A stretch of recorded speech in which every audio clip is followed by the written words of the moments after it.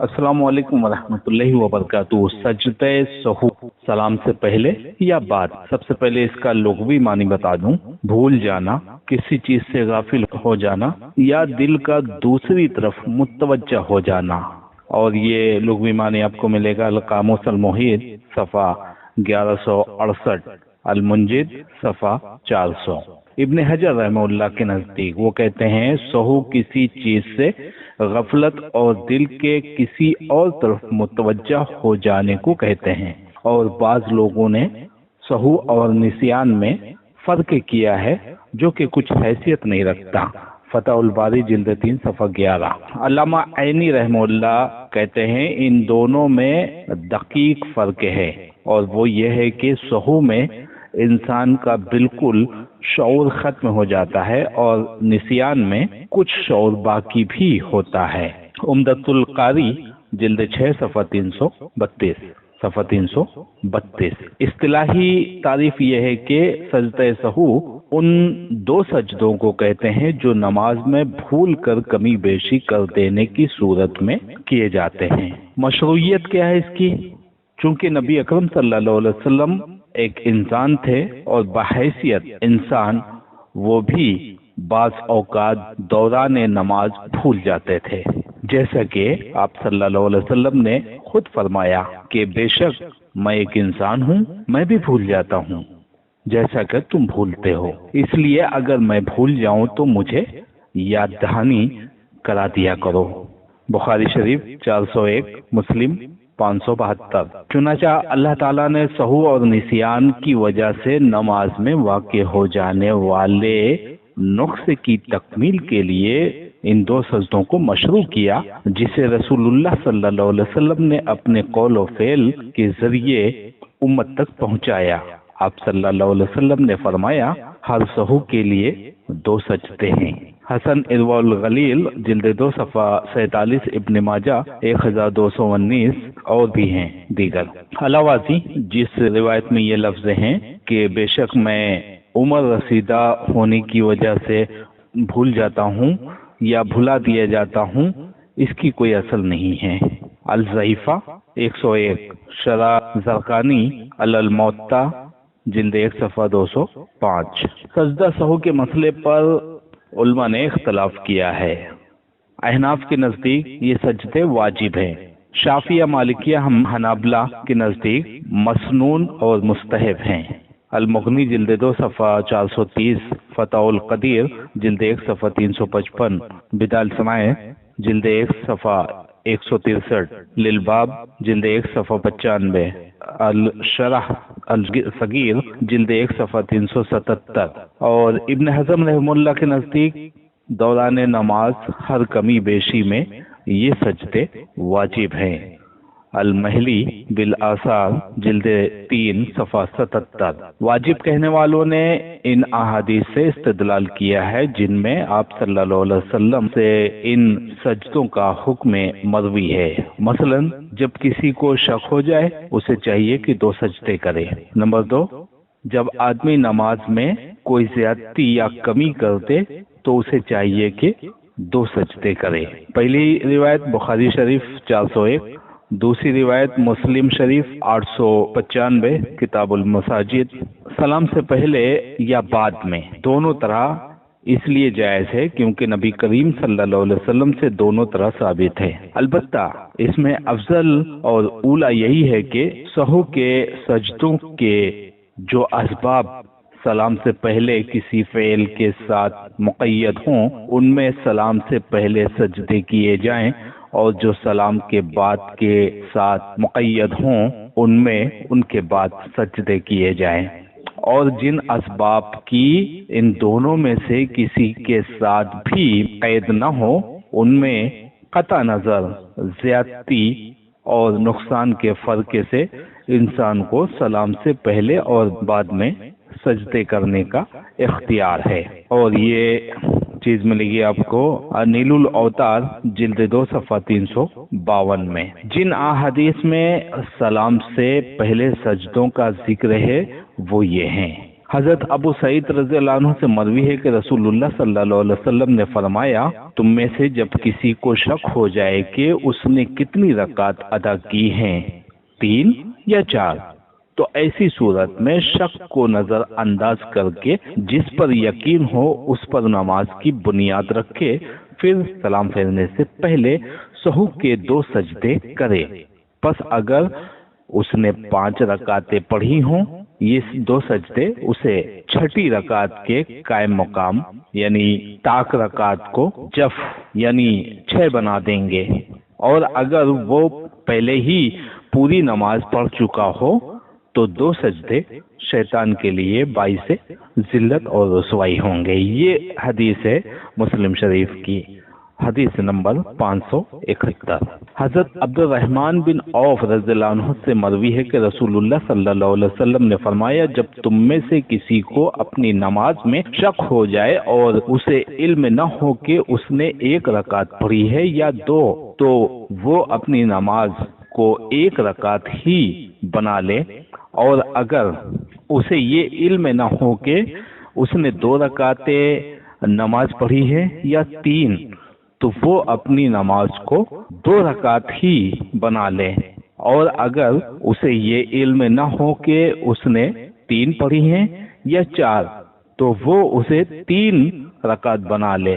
پھر جب وہ اپنی نماز سے فارغ ہو تو سلام پھیرنے سے پہلے بیٹھے ہوئے ہی سہو کے 2 سجدے کر لے۔ حسن الصحیحہ جلد 3 صفحہ 341 اور 1356، ترمذی 398، احمد جلد 1 صفحہ 190، ابن ماجہ 1209، حاکم جلد 1 صفحہ 324۔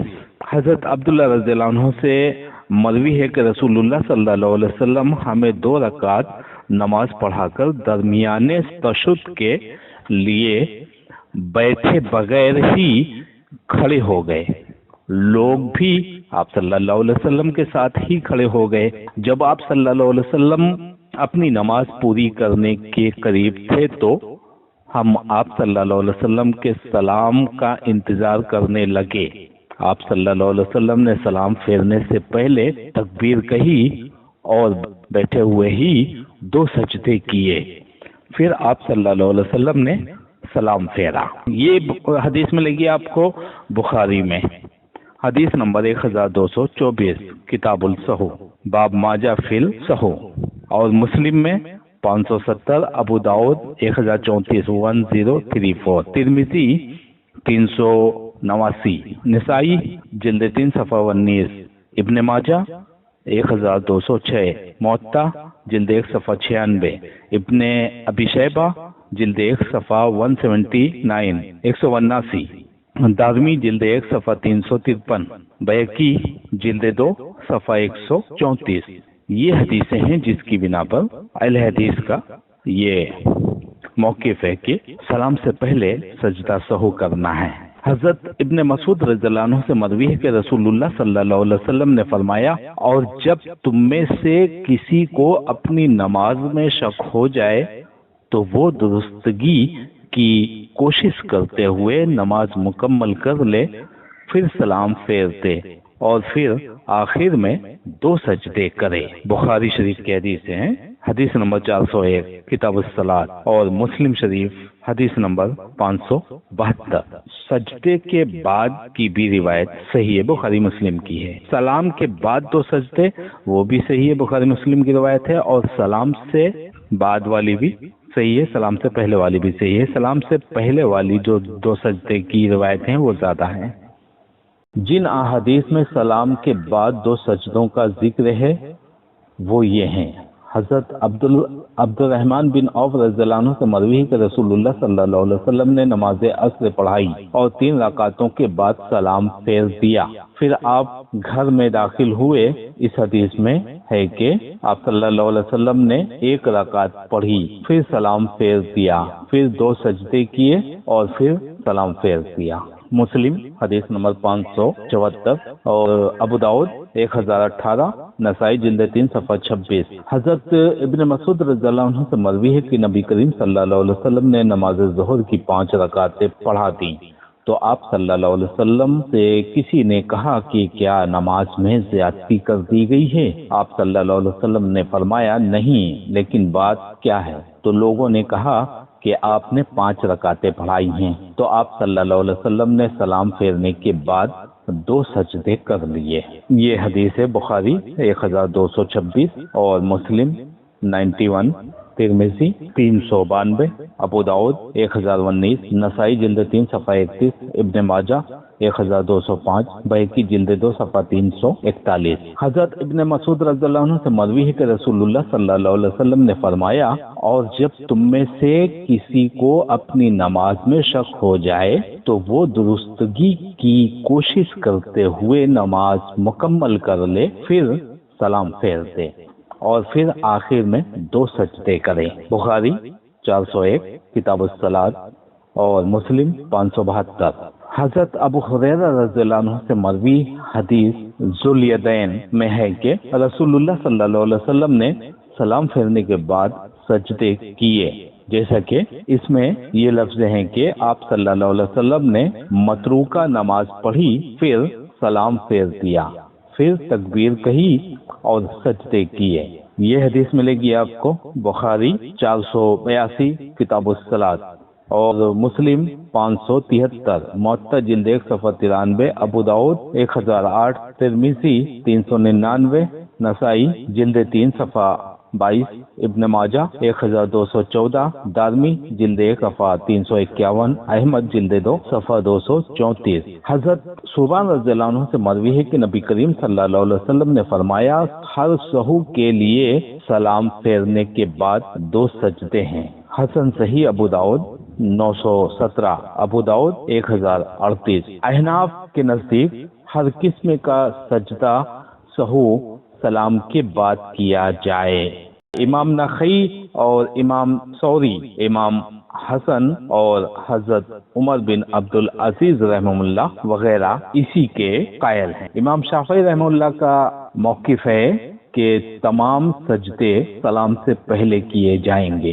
امام مقول، امام زہری، امام اوزاعی اور امام لیث وغیرہ بھی یہی موقف رکھتے ہیں۔ امام مالک رحمہ اللہ کے نزدیک نماز میں زیادتی کی صورت میں سلام کے بعد اور کمی کی صورت میں سلام سے پہلے سجدے کیے جائیں۔ امام ابو ثور، امام مزنی اور ایک قول کے مطابق امام شافعی رحمہ اللہ کا بھی یہی موقف ہے۔ امام احمد ابن حنبل رحمہ اللہ کا موقف یہ ہے کہ سجدہ سہو کے متعلق تمام احادیث میں جو کچھ وارد ہے اسی پر عمل کیا جائے، اور جس صورت کے متعلق کوئی حدیث نہیں اس میں سلام سے پہلے سجدے کیے جائیں۔ اہل ظاہر ابن حزم رحمہ اللہ کے نزدیک 2 صورتوں کے علاوہ تمام صورتوں میں سلام کے بعد یہ سجدے کیے جائیں گے۔ نمبر 1، جب انسان 2 رکعتوں کے بعد تشہد کے لیے بیٹھنے کے بغیر کھڑا ہو جائے۔ نمبر 2، جب انسان کو شک ہو جائے کہ اس نے 3 رکعتیں ادا کی ہیں یا 4۔ بعض حضرات کے نزدیک بھولنے والے کو اختیار ہے کہ وہ چاہے تو سلام پھیرنے سے پہلے سجدے کرے اور چاہے تو بعد میں کرے۔ نیل الاوتار جلد 2 صفحہ 350، بدایت الصنائع جلد 1 صفحہ 172، رد المختار جلد 2 صفحہ 540، الہدایہ جلد 1 صفحہ 74، المغنی جلد 2 صفحہ 415، الام جلد 1 صفحہ 246، الکافی ابن عبد البر صفحہ 56 اور 57، بدایت المجتہد جلد 1 صفحہ 150، ابن ابی شیبہ جلد 1 صفحہ 386، عبد الرزاق جلد 2 صفحہ 300، شرح مسلم للنووی جلد 3 صفحہ 69-69۔ ابن حجر رحمہ اللہ کے نزدیک انہوں نے امام احمد رحمہ اللہ کے قول کو تمام مذاہب میں سے زیادہ مبنی پر انصاف قرار دیا ہے۔ بہت اچھا موقف ہے امام احمد ابن حنبل رحمہ اللہ کا، مجھے بھی بہت اچھا لگا یہ، اور ابن حجر بھی اس بات کی گواہی دے رہے ہیں۔ فتح الباری جلد 3 صفحہ 114 میں آپ دیکھ سکتے ہیں۔ امام نووی کا موقف ہے کہ امام مالک رحمہ اللہ کا مذہب سب سے زیادہ قوی ہے، اس کے بعد مذہب شافعی کا ہے۔ یہ چیز ملے گی آپ کو شرح مسلم جلد 3 صفحہ 70 میں۔